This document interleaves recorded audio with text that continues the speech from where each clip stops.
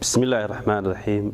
الحمد لله رب العالمين، والصلاة والسلام على أشرف الأنبياء والمرسلين سيدنا ونبينا محمد عبده ورسوله. ما هذا أن الله بأسكاله سبحانه وتعالى إلهنا قد المسلمين. الحمد لله رب العالمين.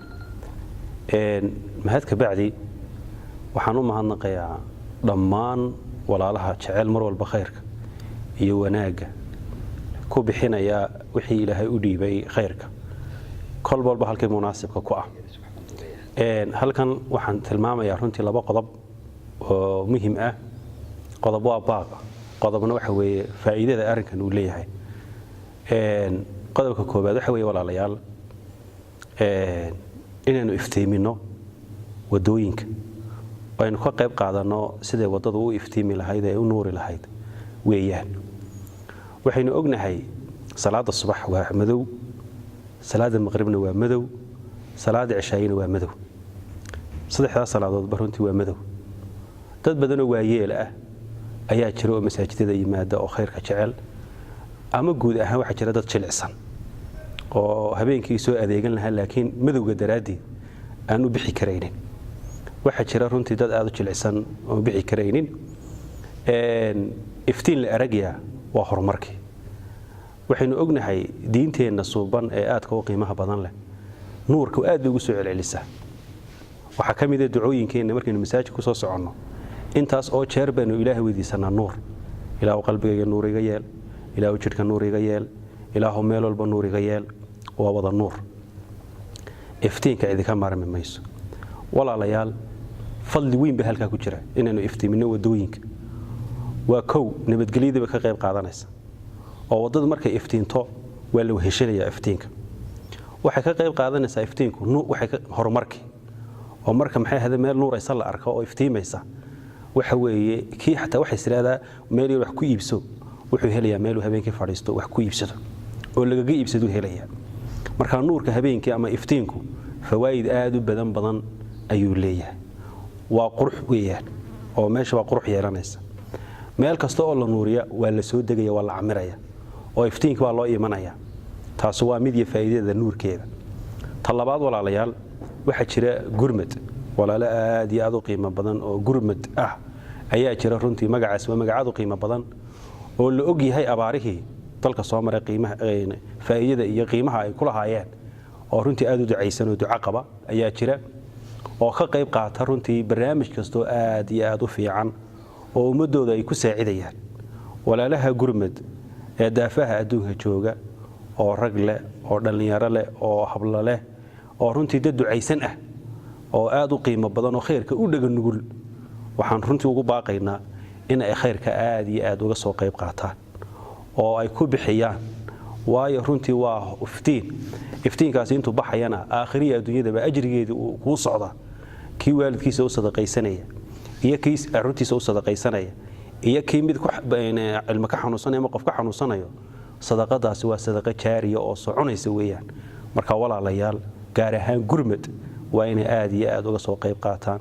waa dad u dhagan nugul khayrka oo jecel oo runtii markastoonu khayrka ugu baaqno aad iyo aad u xiiseeyo oo jecel. marka taasina waxa weeye waxaan kaga codsanaynaa gurmad anagoo u ducaynayna oo runtii duco ballaaran ugu ducaynayno ilaahay inuu muraadkooda oon macsi lahayn ilaahay inuu siiyo. oo dadka dhul shisheeye joogana ilaahay subxaanahu wa tacaala dadka ay la nool yihiin sharkooda iyo balaayadana ilaahay ka difaaco. sadaqada bixinaysaan balaayo xijaab weeyaan walaalayaal. marka ku soo dadaala insha Allah tacaala. aad iyo aad ba walaal mahadsantihiin. xubnaha dalka jooga ee gurmadna iyaguna way dadaalayaan oo kolba xaqaa'iqda dalka ka jirta ayay iyaguna idin soo gudbinayaan. labada qoloba aad baan ugu mahadnaqayaa. culimada gurmad aad baan ugu mahadnaqayaa. dhalinyarada gurmad aad baan ugu mahadnaqayaa. haweenka gurmad ee hablaha iyaga qiimaha iyo qaayaha leh aad baan ugu mahadnaqayaa. walaalaha iyaga aad ka qiimaha badan leh khayrka u jecel ee habeen iyo maalinba u ordaya ee danahooda u seegay iyagana aad baan ugu mahadnaqayaa. dhammaantiin aad baa mahadsantiin. jazaakumullahu khayr aljazaa. بسم الله الرحمن الرحيم. الحمد لله رب العالمين، والصلاة والسلام على رسول الله صلى الله عليه وسلم.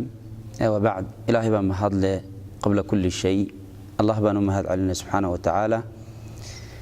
ثانيا وحن مهد بلارن ومهد نقيا ولا لها قرمد أرك قرمد هبلها إيه إنمذا waxgaradka ah ee had iyo habeen u heegan horumarinta dadkooda goor kasta ay tahay iyo meel kasta ay ka joogaan daafaha dunida waxaan leeyahay jazaakumullahu khayran khayral jazaa wa barakallahu fi awqaatikum wa a'maarikum wa a'maalikum inta kadib runtii waxa barnaamijkani hadda yahay barnaamij lagu horumarinayo qaybna ka ah iftiiminta xaafadda ama wadooyinka rasuulku sallallahu alayhi wa sallam wuxuu tilmaamay iimaanka darajaadkiisa ayuu sheegay nabigu alayhi salaatu wasalaam wadada oo la hagaajiyaa inay qayb iimaanka kamida tahay buu nabigu sheegay alayhi salaatu wasalaam wixii dib ku haya dadka laga qaado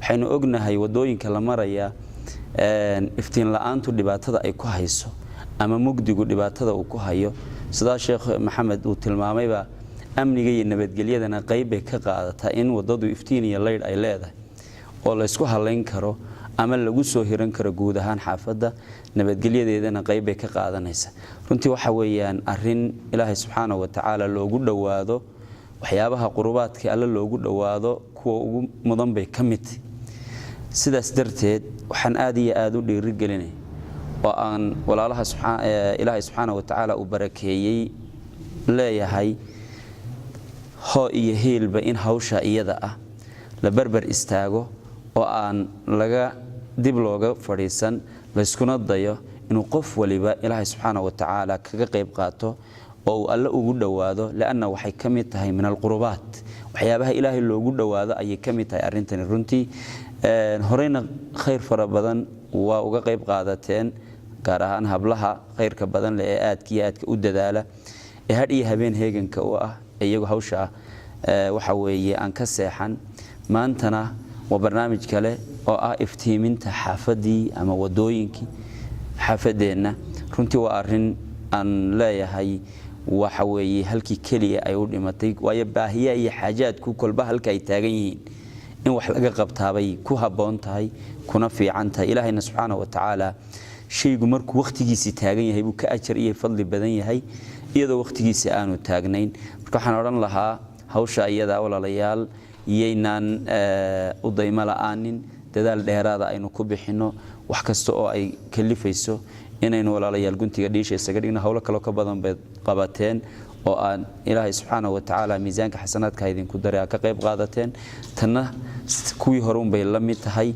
waxaan aad iyo aad u dhiirigelinaya oo aan waxa weeye ku boorinaya walaalaha gurmad iyo cid kasta oo danaynaysa in xaafadeeni ay noqoto xaafad lagu soo hirto oo waxa weeye horumarkeeda laga qayb qaadanayo in hawshan iyada la dardargeliyo oo aan laga gaabinin waxaan leeyahay ilaahay subxaanahu wa ta'ala miisaanka xasanaadka idin saaro cid kasta oo ka qayb qaadatay khayraadka iyo waxa weeyaan hawlaha lagu horumarinayo dadkeena iyo xaafadeena waxaan leeyahay ilaahay subxaanahu wa ta'ala miisaanka xasanaadka idin saaro ilaahay subxaanahu wa ta'ala awlaadaha idinku barakeeyo ilaahay subxaanahu wa ta'ala oriyaha idinku barakeeyo ilaahay subxaanahu wa ta'ala jannatul firdaws al-a'la ha idinku nuuriyo xabaalaha iyo qubuuraha markaad gashaan ilaahay subxaanahu wa ta'ala qabriga ha idinku nuuriyo walaal waxa dareensanaata oo aad isweydiisa xabada laambadeed maanta ka qayb qaata ama aad bixisa ogow in ay tahay mid